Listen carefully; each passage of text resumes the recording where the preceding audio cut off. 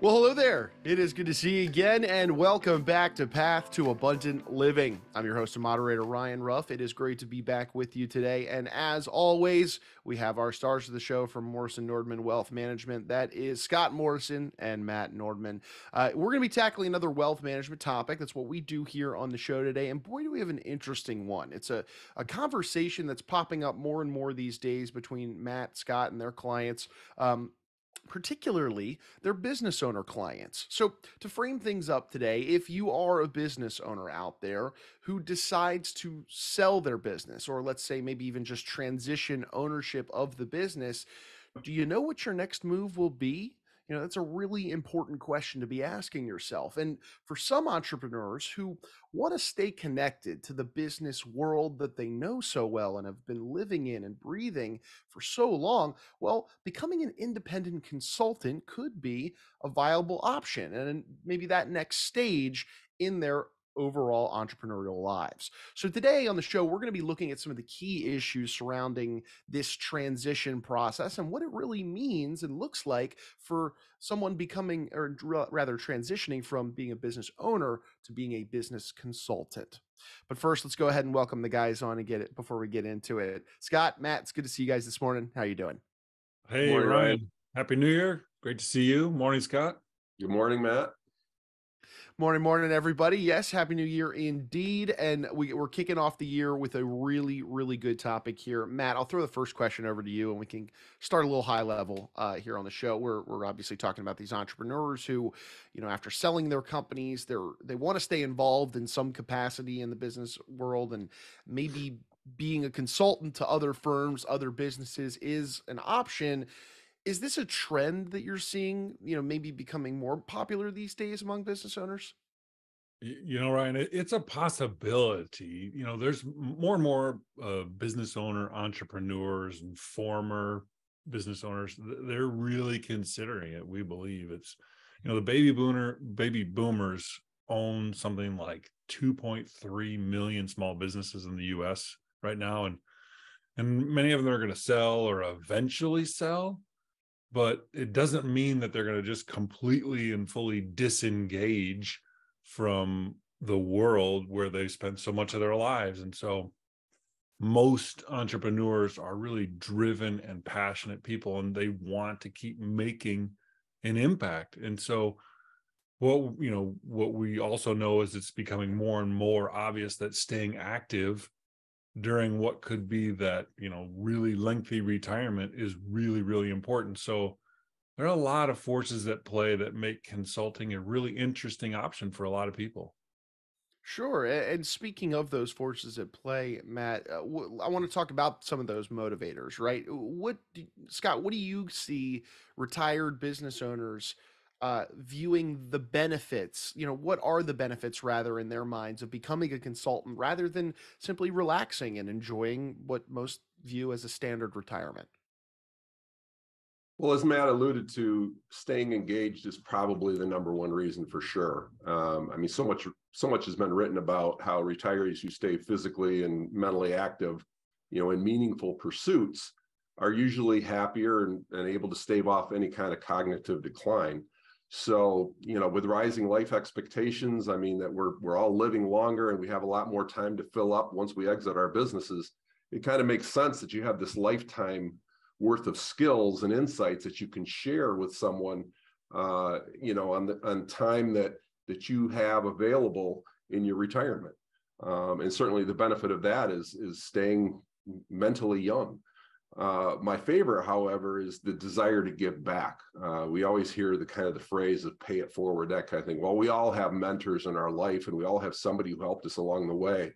And so, there's that feeling that I'm at that place in my life where I maybe have some skills and talents that I can share and help those new entrepreneurs of the future. No, I love that. And guys, do you think that this idea of consultancy is maybe a way to have a smoother or easier transition from that entrepreneur's life? I mean, going from a business owner, in the trenches every day, running their business, it's their baby, to not having that, that going cold turkey. Do you find that maybe this is just an easier way to transition from, both sides of the spectrum, being a business owner to not having anything? Absolutely. Mhm. It's not uncommon for, former business owners, entrepreneurs to not really know what to do in retirement that's going to make them happy or satisfied. They've spent so much of their lives doing one thing. And so when that's gone, that can maybe be a little depressing, or, it can be difficult. And, just because you don't own your business anymore doesn't mean you've lost that entrepreneurial spirit, that need to build and create. It may be, a really key trait of who you are as a person. So consulting can allow you to help others build something of value, and further that promise of entrepreneurship without, that burden of being responsible for calling all the shots all day, every day. Absolutely. And I want to get into what the consulting opportunities look like now, guys. Talk to me, Scott, for somebody that is retired or soon to be retired, and they're considering these, consulting opportunities. What should they be considering with regard to these, or at least aware of? Well, there's certainly no shortage of businesses that need guidance. There's a lot of different industries that have a greater need for certain types of consultants over others. But I think that those that we probably could agree on that are the more popular types of consulting opportunities would certainly be in sales, where you might help develop a firm's sales processes, or identify ways to increase sales and train sales reps. Another would be to develop a strategy where you help optimize a company's vision and direction, work with executive clients to develop business plans. Um, Maybe regarding operations, you might be involved in identifying improvements on how a company can operate more efficiently and effectively. And then there's also, the marketing consultant, where you can help develop and promote strategies that are going to increase the company's brand awareness. So, the list goes on. Obviously, you can look at things like, if your expertise was out in the accounting area, then you can help assess a firm's financials, create sound financials going forward, helping assess and improve a firm's technology, if that's your strength, marketing, you name it. There's all kinds of options. Sure, sure. And gentlemen, I think I know the answer to my next question, but it is worth addressing. And so even though you guys say that entrepreneurs, they might be in high demand for their consulting skills and the value that they can provide to another business or organization, Matt, would you say that business owners should have a plan in place for this transition to take the certain steps to make sure that they do succeed in that consulting career? You said it, Ryan. As every entrepreneur knows, failing to plan is planning to fail. So you definitely want to think through some key issues. A couple of them would be is identify what's the specific value that you're going to bring to others. So even if you were the world's best business owner, chances are there were probably a handful of things that you did exceptionally well that drove your business. So hone in on those top skills, because those are going to be the ones that you're going to market and offer to those other businesses. And, one thing that sometimes people, they're like, okay, this is what I did really well. But remember, you want to have fun when you're doing this. So don't overlook that. You want to enjoy this consulting work. The other thing is, you have to assess, is there demand for what it is that you're going to be consulting about in the future? Do businesses want and need that expertise that you can offer to them? And chances are the answer is yes. If you were that successful, you were doing things well that can help a lot of other people. So there's types of companies that are going to want that, the specific consulting that you had that is going to help. But be aware that it might be in a different geographic location, and it might even be in a different industry than what you did with your former company. So just be aware that you might need to look in some unfamiliar areas and really think creatively. Yeah, it sounds like some flexibility will be needed in that realm there. So you've got the knowledge, you got the experience, you got the drive to do something beyond your business, being that consultant. But Scott, do you have any advice on that next step in terms of making the important decisions and connections that can allow you to actually land a consulting gig? Sure. I think that, one of those business truisms is to grab the low hanging fruit whenever you can. And that would be the case here because obviously with all the experience that you have, having been in a business as long as you have a long list of contacts. So that would certainly be the first place to start reaching out. You don't want to ignore that list because those are going to offer you your consulting services opportunities, and you're going to find some referrals through them as well. So either way, existing trusted relationships can help you build that foundation for your next venture as a consultant. With that being said, there's some other resources I think that are important and can help you thrive as a consultant. One way to stay sharp is to become part of some sort of a networking group or a mastermind group where you find other current and former CEOs and entrepreneurs who are thinking about consulting as well, where you can share some ideas.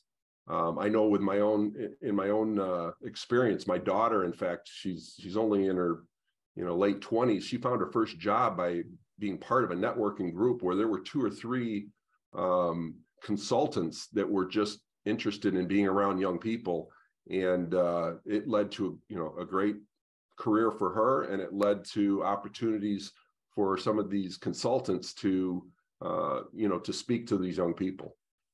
Oh no, that's great to hear, Scott. And guys, while we talk a lot about, specific strategies and, recommended steps to implementing or executing upon these strategies, it's always important to look at the flip side, right? And that's the mistakes or the risks or the issues that can pop up along the road. So, with regard to that, Matt, are there any pitfalls? Are there any risks that an ex business owner should be aware of and considering in this moment where maybe they're thinking about that transition into being a consultant?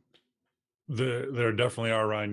You want to keep in mind, so you've sold your business, and it's not going to be this cakewalk into the next one where, you kind of retire at the top of your game. You're Michael Jordan just coming off, 6 rings, 2 three-peats.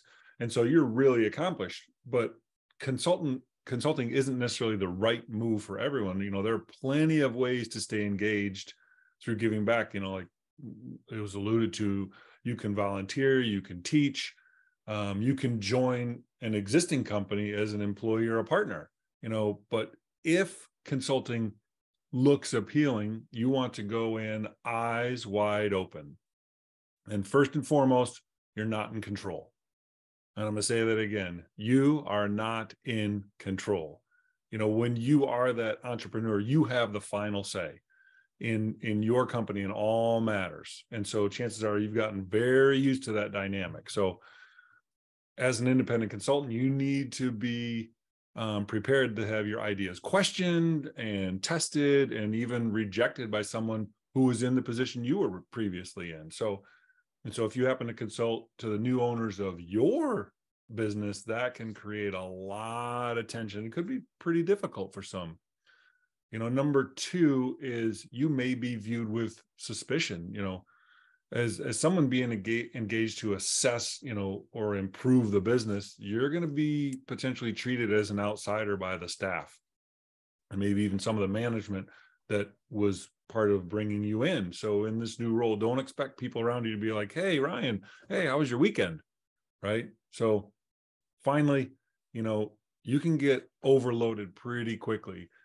You were this really successful entrepreneur. And so what we've seen happen in a lot of cases is you go in and consult, and initially it's going to be 5 to 6 hours a week, maybe.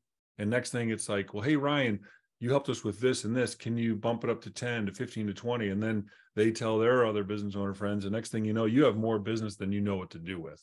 And next thing you know, you have a second business. Now, that might be something that you want, but be aware that that is a real possibility. Yeah, the three really big key points to hit on there, Matt. I appreciate you sharing those. I mean, the being in control, I can imagine that that is a tough shift of power, if you will, for a lot of business owners in this transition to a consultant. Guys, as we round out our conversation today, Scott, do you have any final advice maybe for those entrepreneurs out there? Anything to kind of bottom line today's conversation who might be considering going down this road? Any smart moves that they should be paying attention to? Any final thoughts, really? Well, I think it's really important to remind yourself, why did you get out of the business you're in the first place? Why did you sell your business? I'm assuming it's because you've got to that stage of your life where you're looking forward to your own retirement. So let's make sure that when you decide to be a consultant, that you're not taking on another job that is going to take away from that retirement, that time in your life that you've decided to spend with your wife and your family. So, you need to make sure, as Matt said, you need to clearly define what offering you're going to have as a consultant and how you're going to implement that. I mean, how is it going to be on site? Or is it going to be over an extended period of time? Are you going to make yourself kind of more attractive seasonally? Are you going to visit companies once a quarter, or is it going to be all virtual, or do you have to actually be there? These are all the things you're going to want to keep in mind when your real motivation is to be retired and enjoy that retirement. Yeah, I mean, there's a lot to consider within this conversation, both internally as well as externally, with maybe some trusted advisors and professionals that you can bounce your ideas and questions off of. And speaking of that, I mean, to go back to kind of what I said at the top of the show, this is a conversation that I know you guys are having with some of your clients that might be experiencing this moment of transitioning from ownership to a consultant, or hey, maybe they go straight to that, that relaxing retirement that we all envision. But Matt and Scott, for anybody out there watching, listening to today's episode, and maybe they themselves are in that position, or they know somebody that's approaching this position and have been considering the idea of becoming a consultant, and maybe they want to reach out and just pick your brains and open up a dialogue and see how their situation applies to kind of the wisdom and the advice that you guys typically provide for your clients. What would be the best way they could get in touch with you, just to, like I said, open up that dialogue? Sure. The traditional way, as we like to say, is through the phone, 517-333-7967, or go to our website, morrisonnordman.com, and there's a link you can click on to set up a call.